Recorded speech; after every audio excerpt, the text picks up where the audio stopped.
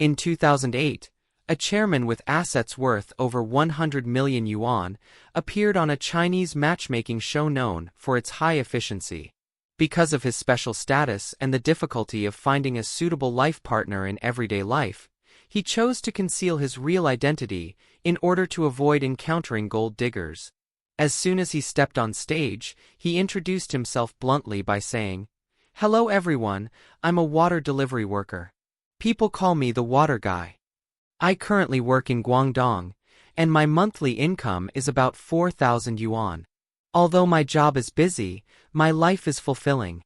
I came here hoping to find a gentle, understanding girlfriend who isn't afraid of hardship. Don't underestimate me just because I deliver water. There's still quite a bit of development potential in what I do." As soon as the male guest finished speaking, the sounds of lights being turned off echoed from the stage. Female guest number 15 directly asked the male guest, "Do you have a house or a car?" The male guest responded honestly, "I haven't bought a house or a car yet, but I'm working hard toward that." Obviously, female guest number 15 was very dissatisfied with this answer and said, "You have no house, no car, what will you use to get married? And I can't accept your job either. Riding a shabby tricycle around delivering water every day, isn't that just manual labor? How do you even have the nerve to come to a dating show? If I were your girlfriend, I wouldn't even dare tell my family and friends what you do for a living. It's just too embarrassing." The host quickly stepped in and said, "Why should it matter what job he does? As long as he's a good person and treats you well, isn't that what matters? You can't expect him to quit his job just for your so-called sense of pride." Female guest number 15 replied, "Host, what you said makes sense. That's why I have to turn off the light." After hearing this, the male guest did not get angry. Instead, he politely nodded to the female guest and said, "Everyone has the right to make their own choices." The male guest's polite response unexpectedly shocked the audience. Then, female guest number 8 directly asked the male guest, "How old are you this year, and why did you choose to deliver water? Everyone knows there's not much future in being a water delivery guy." The male guest replied helplessly, "I just turned 30 this year. I didn't finish middle school, so I didn't continue my studies. After that, I worked a few jobs in the county back home, but I didn't stay long at any of them. Maybe because I didn't feel free. So, I chose to deliver water. I enjoy being outdoors every day. Although it's tiring, I feel quite fulfilled." Female guest number 8 continued, "You only make 4,000 yuan a month. Do you have a house, a car, or any savings?" The male guest responded, "I do work at a purified water plant, and I have more rest time than most. I don't have a house or a car yet because I haven't decided whether to buy a car first or a house." As soon as the male guest said this, female guest number 8 replied, "What is there to hesitate about?" The male guest responded, "Because I built a 3.5-story small villa in the countryside. The air is fresh, and the transportation is convenient. So when it comes to buying a house or a car, I'd prefer to discuss it with my future girlfriend before making a decision. I plan to travel with her after we get married.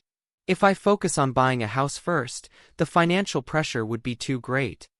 As soon as he finished speaking, another 6 or 7 women turned off their lights. Female guest number 8 said angrily, "Why do you insist on traveling? What's the point of traveling if you don't have money? I think you're not taking relationships seriously." The male guest replied, "I've loved traveling since I was a child. And what you're saying doesn't really relate directly to our relationship, does it? I'm very serious when it comes to love. Once I fall for someone, I will wholeheartedly treat her well." Female guest number 8 impatiently responded, "Nowadays, men are all talk. When it's time to actually follow through, you end up doing nothing. Who would still believe you now?" After saying that, she immediately turned off her light. At this moment, female guest number 21 asked the male guest, "You said you're of marriageable age. I want to know, when do you plan to get married? And what are your thoughts on marriage?" The male guest replied bluntly, I haven't considered getting married yet, because I'm still not that old and I believe I still have a lot of room to grow, so there's no need to rush. I hope my girlfriend can work hard with me and build a future together. The male guest's words drew ridicule from the female guests. He continued, I hope my girlfriend is hardworking and family-oriented, because I currently don't have strong financial resources. I hope she won't look down on me just because of material things. She should be able to do housework and respect her parents. Also, I really dislike girls who often go shopping or buy luxury goods. I hope my girlfriend, like me, enjoys traveling and can help share some of my work-related stress, since I haven't bought a house or a car and still have to support a family. Before he finished his sentence, several more female guests turned off their lights. Many of the women on stage found the male guest's expectations difficult to accept. Female guest number 21 continued, Stop always talking about your own pressure. Have you thought about us women? After marriage, we still have to do the laundry, fold the blankets, and our lifestyle might become disconnected from society. If we don't keep up our looks and confidence, if our bodies change, we might be abandoned. And you expect us not to complain? Do you think women don't have pressure too? With your financial situation, it seems like all you want is a free housekeeper. Female guest number 21's words made many of the other female guests who had turned off their lights nod in agreement. The host stepped in to smooth things over, saying, We're here on this matchmaking show to find a partner. When you speak, be mindful of how you come across. If you think someone isn't suitable for you, you can choose to turn off the light. Female guest number 21 asked again, You have so many requirements for your girlfriend. What strengths do you have that would make a woman willing to work hard with you? The male guest replied, Although I haven't met your expectations financially, I use my spare time to read and improve myself. At the moment, I've found a promising business project.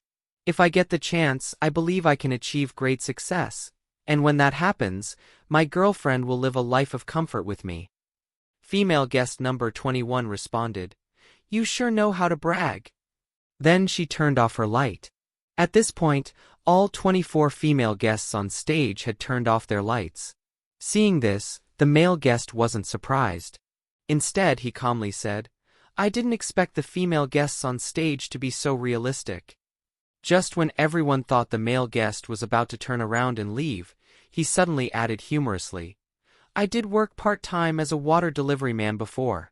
That was my very first temp job after entering society.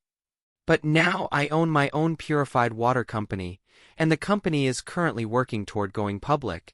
My estimated net worth is over 100 million yuan. The reason I hid my identity was simply because I want to find a gentle and caring woman, not a gold digger. Upon hearing this, the female guests who had turned off their lights looked at each other in disbelief, full of regret and shock. After saying that, the male guest turned around and walked off the stage gracefully. This story is not just a matchmaking game where a billionaire disguises himself as a water delivery man. It's more like a large-scale physical examination of society's values. What it tests is not love, but reality. What it reveals is not identity, but prejudice. Female guest number 15 represents the straightforward realist type when it comes to choosing a partner. She knows exactly what she wants: a car, a house, a stable job. Her choice isn't wrong, but her standards quickly shut the door on someone with real potential. She defined a man by his occupation, which makes us wonder, if a man temporarily has nothing, does that mean he's unworthy of being loved? Female guest number 8 is more of the pragmatic skeptic type. On one hand, she looked down on the male guest's income and dreams. On the other hand, she got angry about his talk of traveling, as if being poor meant having no right to romance. But to be fair, her frustration speaks for many ordinary girls' anxiety. The fear of marrying the wrong man, suffering all their lives, or betting on the wrong future. And female guest number 21 was clearly the opinionated speaker type. She raised many real issues women face after marriage and pointed out that the male guest's idea of an ideal girlfriend sounded like a combination of a free housekeeper plus emotional therapist plus business partner. Her sharp words were impressive and thought-provoking. When a man has nothing, do his expectations and love still deserve to be taken seriously? But all of this was turned upside down the moment the male guest revealed his true identity. As soon as he announced his 100 million yuan net worth, the stage, once filled with lights turning off, fell into silence. The women who had claimed they couldn't marry a poor man suddenly had nothing to say. But what truly stings in this story is not how short-sighted the female guests were. It's the fact that in today's world, sincerity and hard work, before being packaged in wealth and success, are so easily dismissed and rejected. So here's the question.